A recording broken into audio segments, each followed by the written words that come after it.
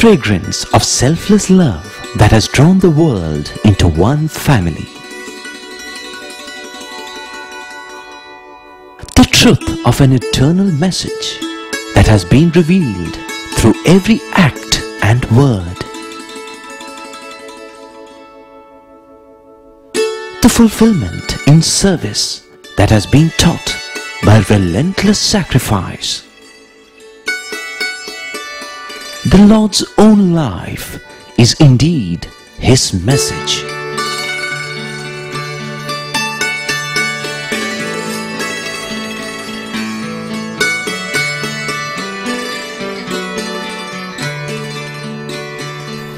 Sai Ram. Greetings and welcome to the 20th episode of our ongoing tele-serial entitled The Message of the Lord. Today, we shall discuss those aspects of Swami's compassion that we have not dealt with so far. Now, compassion is one of the noblest of all human feelings. And that is because, firstly, it is totally selfless. Secondly, it gushes forth from one's heart like a torrent, just like God's love. Thirdly, it puts itself into action immediately, brushing aside all other considerations. And finally, it shines best when man seems to despair and be helpless. These are attributes of divinity, and if any human being shows such qualities, it only means that that particular individual has allowed God to manifest in full glory through him or her, as the case may be.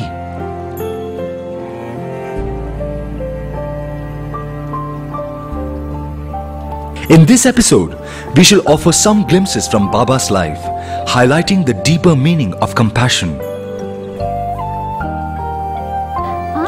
We start with a simple incident in Swami's life when he was just Sathya. One day, a beggar came, stood before Sathya's house and cried out for food, saying he was terribly hungry. Sathya ran in, brought some food from the kitchen and gave it to the hungry man. Later, when Mother Ishwaramma asked Sathya why he did that and how she was going to manage the shortage of food that Sathya had created, the conversation went on as follows. Mother, don't bother about me. I have already eaten. You have already eaten? How can that be? I have not served the food to you. Mother, you do not understand. When that old man ate, it means that I have eaten too. The lessons that Swami taught as a young boy through this incident are: when there is a distress call, respond immediately. When you serve the one who is calling for help with the feeling that you're serving God, you will be serving and helping yourself. That is because the same God is in all.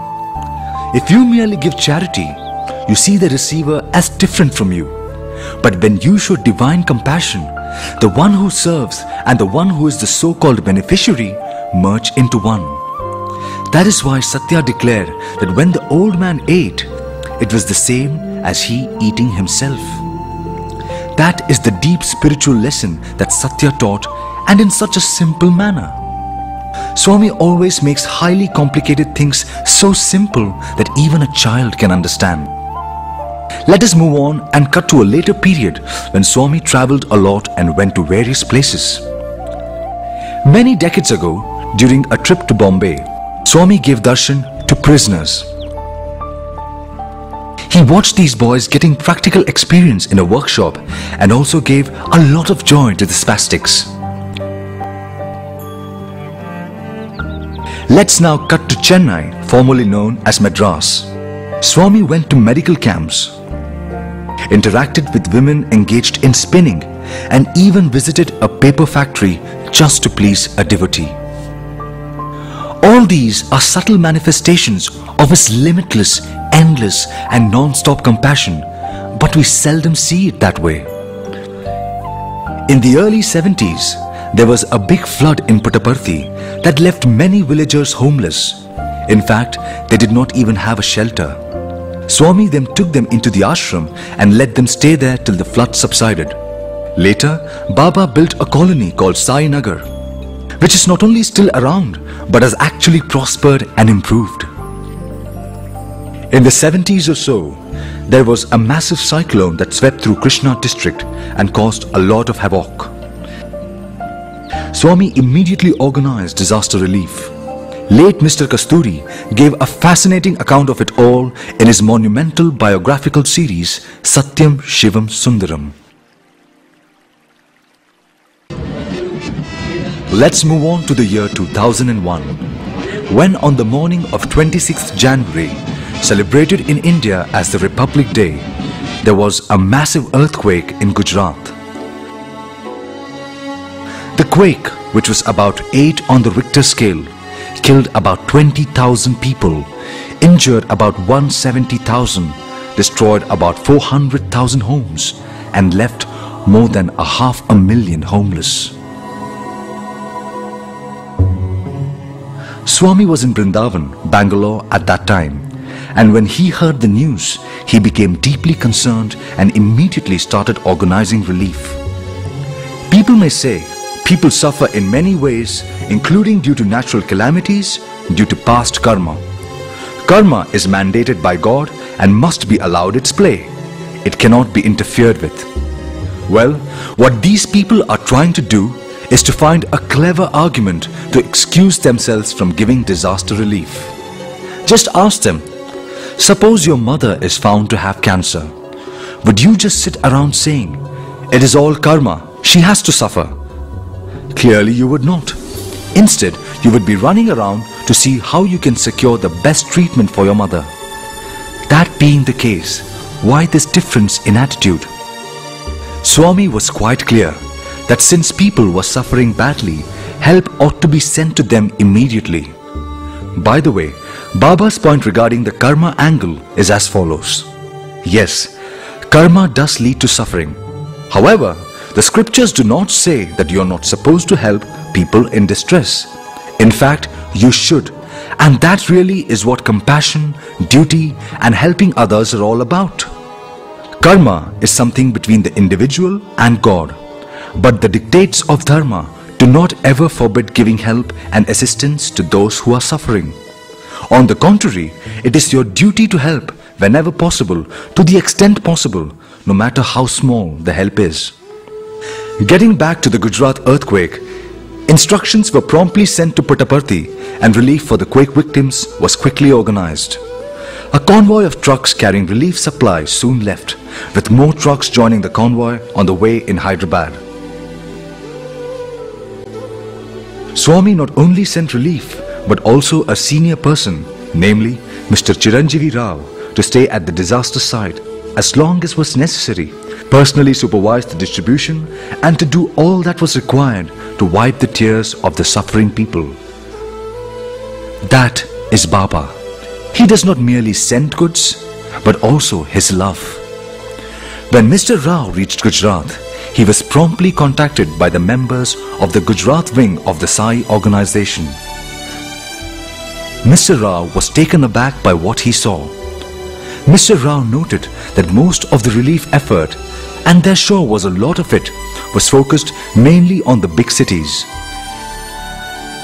Many small towns and villages had also suffered, indeed much more, but few bothered about them. Secondly, the NGOs who were supposed to be distributing relief simply threw blankets and food packets at the quake victims as if they were dogs begging for food. Most of the victims were teachers, lawyers, doctors and so forth who had lost everything. In a few seconds, they were left with nothing except their lives. And they strongly resented being treated like beggars instead of being treated with sympathy, respect and consideration. Guided by state officials, Mr. Rao and his trucks promptly left for a much neglected rural area and established a camp near one of the many tent cities that had sprung up. There they spent a considerable amount of time distributing all sorts of relief material and offering love and comfort as only Swami's special chosen representatives can do. There were sevadals who were even combing the hair of tiny boys. Swami's volunteers were not mere couriers, delivering rice, wheat, cooking oil, blankets and stuff like that. They were agents of mercy and compassion, bringing the love of Swami and his personal and direct message, "Why fear when I am there?" Today, there are plenty of NGOs all over the world, engaged in all kinds of assistance and relief work. All of them mean well and also do a lot of good work. But a good percentage of them have two major deficiencies. Firstly, most of the workers are salaried employees. Secondly, and this is more important, out of every $1, only a small percentage actually reaches the beneficiaries as aid or assistance. The rest is consumed in overheads, which starts with simple things as running the office, all the way to expenses incurred for paying the relief workers to stay in big hotels, hire air-conditioned cars and so on. Swami's volunteers, on the other hand, are always expected to work with the feeling that they are the messengers of Sai, giving the suffering people a taste of Sai's love and compassion. Let us now turn to another major disaster which was truly international in scope and almost global in scale. We are referring to the tsunami that was triggered by a massive earthquake under the sea off the coast of Sumatra on the morning of 26th December 2004. The tsunami wave that resulted swept across the ocean and affected many countries. Thus, it caused unbelievable damage in many countries, starting with Indonesia. The tsunami then struck Thailand. Sri Lanka was next on the hit list. After Sri Lanka, it was India next. Indeed, the effects were felt as far away as on the east coast of Africa. In India, 3 regions were affected. But of these, the impact was most severe around a small region called Nagapattinam in South India. Chennai city was one of the first places to be affected in India, and almost immediately, the local Sai organization swung into action without waiting for any instructions. But when word about the massive damage near Nagapattinam reached Swami, relief operations took on a new dimension. To start with, the Seva organization moved to assist in a massive way, starting with the difficult task of removing hundreds of corpses stuck all over the place. No one wanted to even touch these dead bodies, neither the civil authorities nor the other NGOs. They were ready to distribute relief material, but not be involved in the cleanup operations, which was plain dirty and hazardous work. Taking tetanus shots, Sai volunteers did monumental cleanup work, including that of removing as many dead bodies as possible. In every case, whatever the Sevadals found on the body, like a chain or wallet or watch or whatever, they gave them to their leader, who made proper lists and handed them over to the authorities as required. Next, food aid to victims was immediately organized. And so touching was the experience that many officials joined on their own. Even some of the policemen wore Sevadal scarves and got busy in distributing food. That is the magical chemistry that Swami always works on those who do his work. Meanwhile, as in the case of Gujarat, large-scale relief material sent by Baba reached Chennai, where it was sorted out and packaged for distribution in the various affected areas. Again, as in the case of Gujarat, Swami sent a personal representative from Puttaparthi to supervise all the operations. This time, it was Mr. Chakravarti, the secretary of the Sri Sathya Sai Central Trust himself. The scriptures declare that God rushes to help those who call and also to those who are too shocked and pained to call. That is Swami's nature, and it has always been so. His compassion is not only limitless, but never switched off. Only, people do not notice how much Swami helps all the time. They become aware of God only when disaster strikes them personally. How sad and unfortunate.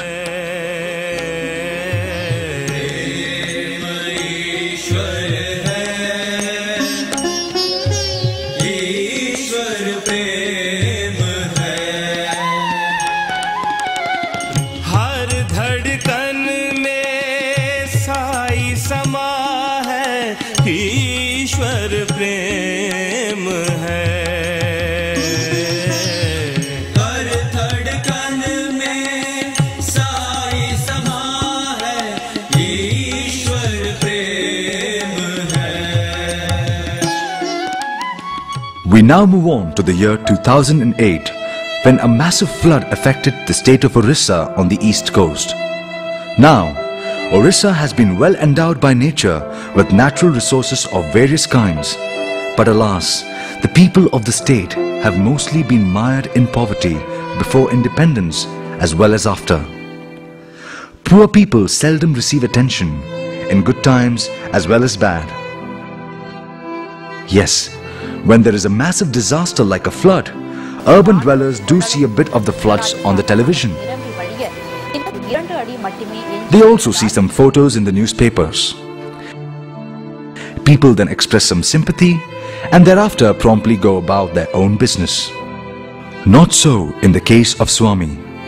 When he first saw some photos in the newspaper and then some more pictures taken by Sai volunteers who had rushed in as first respondents, he was deeply moved. Bhagwan Baba then asked for details and was told that thousands of people had lost their homes. Almost all these were poor people. भगवान घर घर बिजुली भल मंद सब होची आम ये कष्ट भोगुचु कहीं कष्ट भोगौच जदि जन्म देच जन्मदाता ताले मारी दियो आमको आते कष्ट देख लाभ ना कि बन्या समय आम तो समस्त राति शोलु अवस्था हठात हठात पानी आसला जो पानी आसला आम समस्त कार उपाय नाला से कार सुखिला मुड़ी दिटा चूड़ा दिटा एमती धरिकी समस्त पलि आसलु गोटे जो तेयार आश्रय स्थल गोटे थी से पलि आसलु किसी खाइबा जिनस ओदा जिनस केवल खंडे लेखा शाढ़ी पिंधलु से किसी आनी नथुलु तापर धीरे धीरे बन्या छाड़ीगला आम घर द्वार सब किसी ना सब भांगी जाए किसी भी आउ जिनस पतर ना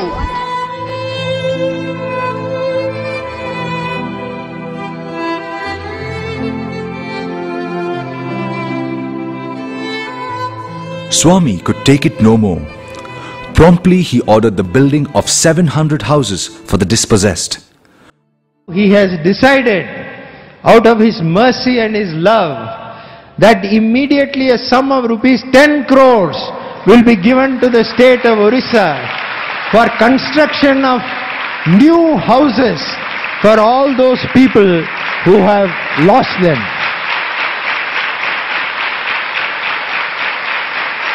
Work started immediately, and as always, Swami sent supervisors, a father and a son team, to go to Orissa and personally supervise the construction. They in turn reached out to devotees with the required professional experience in civil engineering who had retired and were willing to do seva or service. That helped a lot to make sure that there was quality supervision at every place where construction was in progress. It must be mentioned here that the 700 houses authorized for construction by Baba were spread over several districts and in villages most affected by the floods. Swami gave special instructions to make sure that the houses were so built that in future water would not enter the houses as it had done during the recent floods. Did you see that? That man was pointing out to the mark left by the flood waters. Hence, while building the houses, Swami's engineers made sure to raise the level of the plinth wherever needed.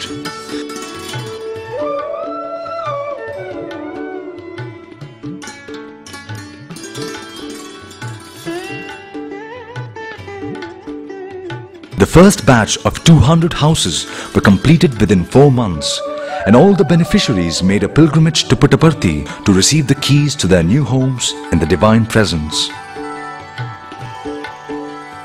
There you see the beneficiaries arriving in Puttaparthi to see a dream coming true. Here they now are, assembled in the Sai Kulwant Hall, waiting for Swami. And here he comes, their savior, who rushed to their help even though most of them did not know anything about him.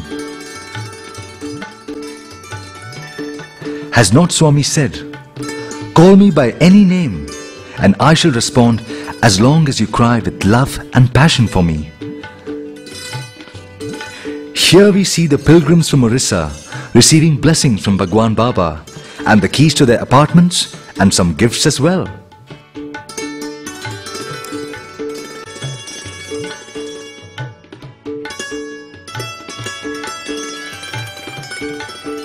And now, take a look at these people settling into their new homes.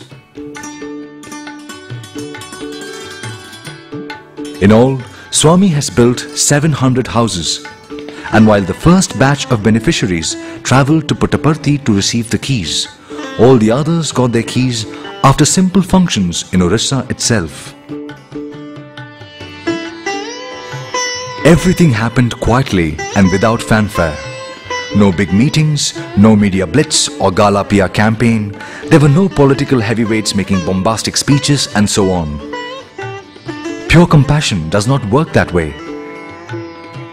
It is pertinent to note once more that there are many big companies in Orissa having huge industrial operations, mostly connected with exploiting natural resources, mining in particular. It is symptomatic of the times that big companies, while exploiting the natural resources of Orissa and making a lot of money in the process, felt hardly any sympathy for tens of thousands who had lost practically everything they had during the massive floods. These people, who were poor to start with, became literally destitute after the flood. This is nothing unusual. In many parts of the third world, big multinational corporations exploit natural resources and make a huge profit. But do the people of the region to whom the wealth really belongs get any benefit? Hardly ever. Take a look at what is happening in Nigeria, which on paper is very rich since it is literally floating on oil. What is happening here is nature's gifts are being picked by a few for their profit, leaving the locals largely where they were, that is, as poor people. We people in corporate sector exploit natural resources and pay for it. If we make some profit, it's all part of business, according to established rules. The poor remain poor because of the local administration. The people there are corrupt and they swallow all the money the country gets. There is some truth to this, no doubt. But it is also a fact that the multinationals pay a pittance to the poor countries while taking away their resources, which ranges from uranium and gold to copper, iron, oil, wood, and so on. Call it by any name, there is exploitation. That is why it is all the more sad that the corporate bigwigs become very scarce when there is a massive disaster, as happened, for example, at the time of the famous Bhopal tragedy. But we shall not go into all that. Instead, we shall return to Swami's teachings and example.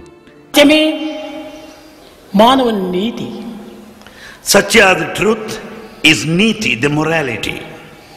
Dharma Dharma, righteousness, is khyati, there lies the repute. Tyaga, sacrifice, is jyoti, the light. The unity of these three, truth, righteousness, sacrifice, is manava jati, the human race.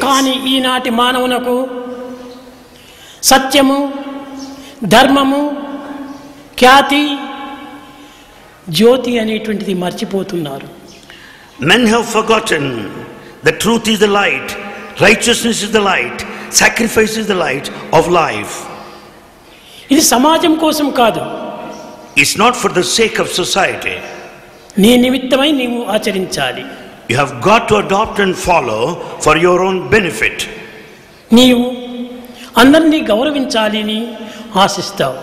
You expect to be respected.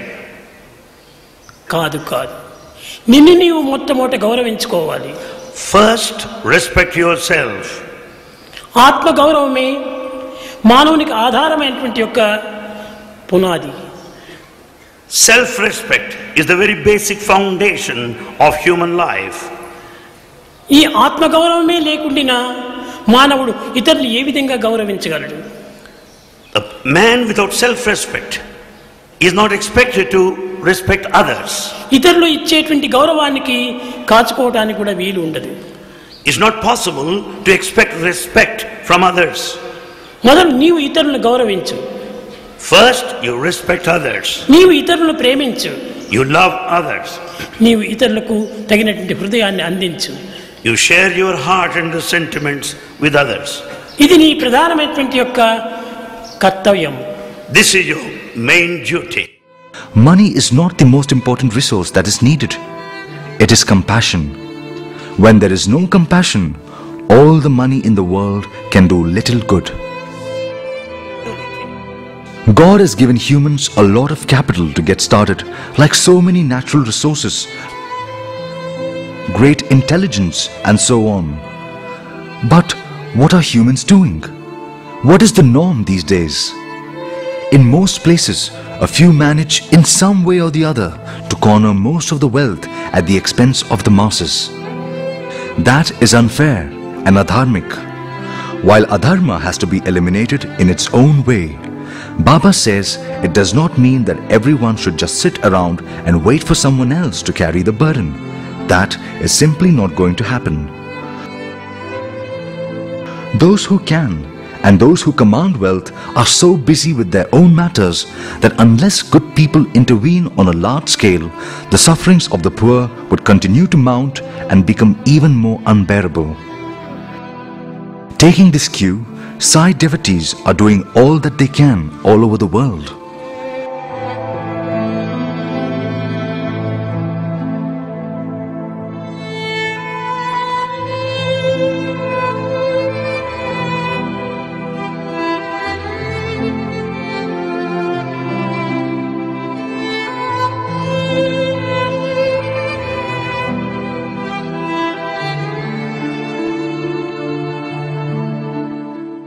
By doing disaster relief projects, Swami is essentially telling us, "Oh man, if you are in deep difficulty, would you not like someone to rush to your help?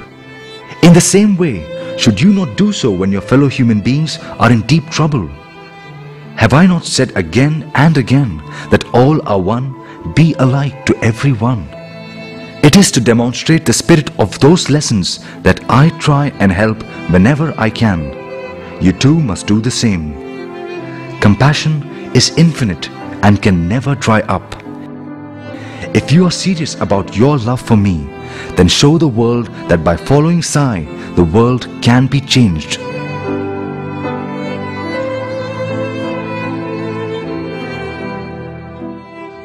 Life is a gift of God and has been given so that we can spend it by loving God. Loving God does not merely mean saying in chorus, "We love you, Swami."